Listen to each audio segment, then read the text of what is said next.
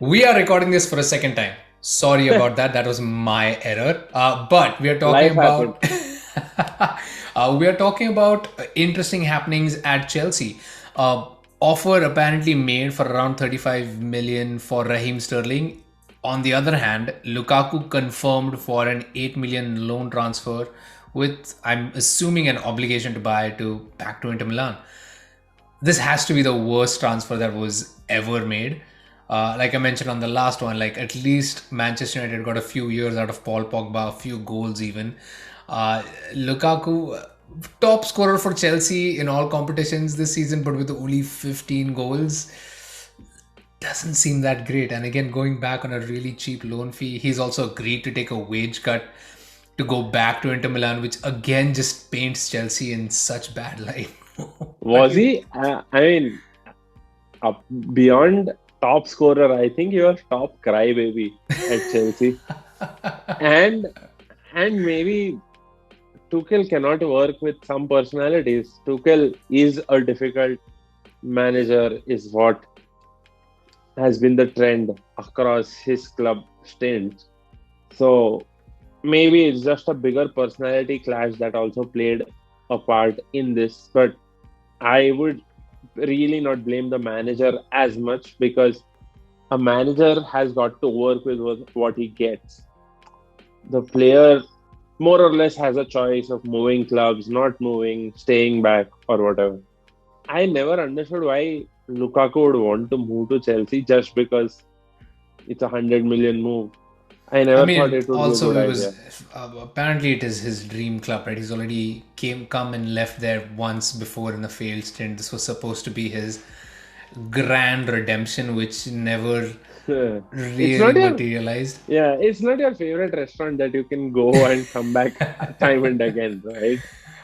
I Uh, think, yeah, it depends on what he thought. And clearly, his first touch never ever improved.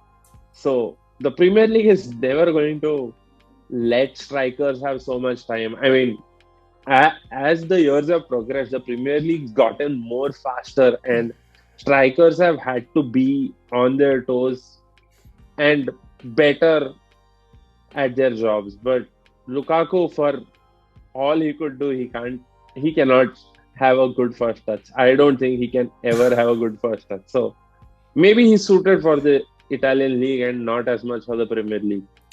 Quite possible, right? It has a lot of success there. Clearly, already proven to work really well with Lautaro Martinez.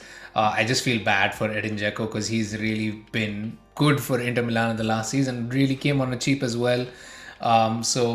But I guess if you've had success with a player in the past, why would you not go back for him when you're essentially making a profit on having sold him Exactly. and gotten him back again in the first place. And it never really seemed to work out at Chelsea, right? Even when he did eventually towards the end of the season start getting some game time, it's a mix of both, right? Like you said, it's Tuchel not adapting to the kind of player Lukaku was on the pitch, and Lukaku not trying to adapt to the system that Tuchel wanted to play. It just You're right. yeah, it just never seemed to work. And with new management coming in, they've clearly backed Thomas Tuchel, and Thomas Tuchel clearly has not backed Lukaku to stay, which sees him go out. But talking about his potential replacement, maybe in Raheem Sterling, this move doesn't make sense from a Chelsea perspective. Makes a lot of sense from Man City perspective. Makes some sense from a Raheem Sterling perspective as well. But yeah, where do you stand on this potential transfer? City. So Chelsea apparently bid 35 mil. City looking for somewhere between 50 and 60.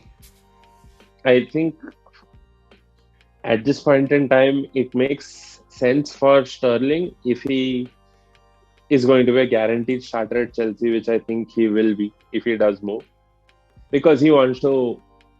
He definitely would want to be a starter in the World Cup, and if he's being a rotation option at City, I don't know if he's going to get as much game time in the World Cup. So maybe that's one thought.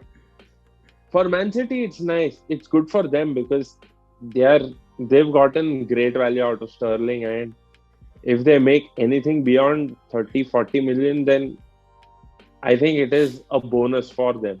But for Chelsea, I'm not sure where Sterling would fit. Would he be a false nine? Would he play out wide? It could also mean that Ziyech and Pulisic, I think both of them seem to be on their way out. Not confirmed yet, but both of them aren't really hitting expectations at Chelsea. So it could be possible that the two of those make way for Sterling to fit in. So Yeah. Yeah, I mean, if I were Chelsea, if you're bringing in a player like Sterling, I'd probably pull the trigger on Hakim Ziyech. Kind of same age, not the same profile player. Ziyech is more of right, like that creative mold, whereas Sterling is more running behind the defense and dribbling. direct, yeah, But similar age profile, right? I'd like to keep Pulisic because he's still young. He still has a lot to prove. Again, the US going to the World Cup, so Pulisic will probably want to hit the ground running next season as well to try and get himself primed for that competition. So he has every reason. Ziyech famously completely out of favor with his national team. So I think, yeah, I don't know whether Sterling can be that striker. I think Havertz is probably going to be that guy up front, in which case they will still need a backup for when Havertz is either not fit or when they come into a fixture crunch of any sort. But Chelsea still have so many problems in their midfield and their defense to solve. Jorginho kind of getting there, wanting to move on. Rumors abounding that he doesn't feel quite comfortable there right now. Kante has had a lot of fitness issues, lots of injuries, which is not surprising given the amount of legwork he's been doing over the years in the Premier League. And yeah, they just need some more midfielders. Their defense, I mean, half the players are leaving, half the players are aging out. They've sold their best youth just last season as well. So I don't know why they're trying to target an attacking option. That too from a club that really isn't utilizing him quite as much anyway. It's not like right. you're robbing City of a prime asset in any real mean. They cannot. Exactly, because City, for as good as Sterling has been, City wouldn't even bat an eye when he leaves. They're already getting in Erling Haaland. They're already getting in Julian Alvarez, who I don't know whether he's going to start a lot this game. I'd assume he'll go out on a loan or something of that sort. But you already have Haaland in that lineup. You have Grealish, you have Phil Foden. I don't know what the situation is going to be with Bernardo, Bernardo Silva, if he's I still think going he's to going to stay. stay. You still have Riyad Mahrez, who says he wants to leave, but all of that is quieting down as well.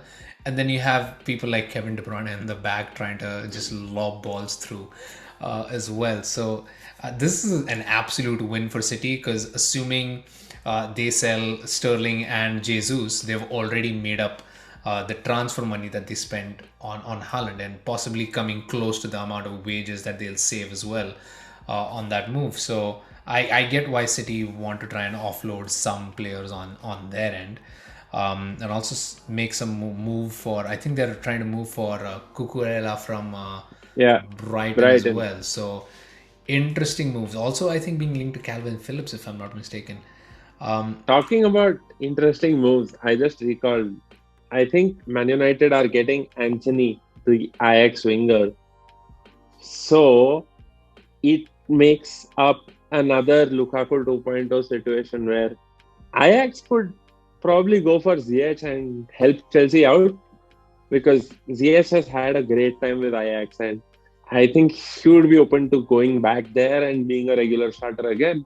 Well, that is contingent on people actually moving from Ajax to to United, right? Because United at this point are exclusively targeting ex Ajax players or current Ajax players or people who have played with Erik Ten Hag, and almost nobody seems interested in trying to come over to Manchester, which is a really interesting turn of events, to say the least. But yeah, anyway, let us know what you guys think about these moves. Lukaku to Inter Milan, probably a perfect move for Inter, not that great for Chelsea. And Sterling to Chelsea, like that one, that just goes over my Possible, head maybe. Yeah. as well. So let us know what your thoughts are in the comments below. Which one makes sense, which one doesn't make sense. And as always, like, share, subscribe. See you guys next time. I did record it this time.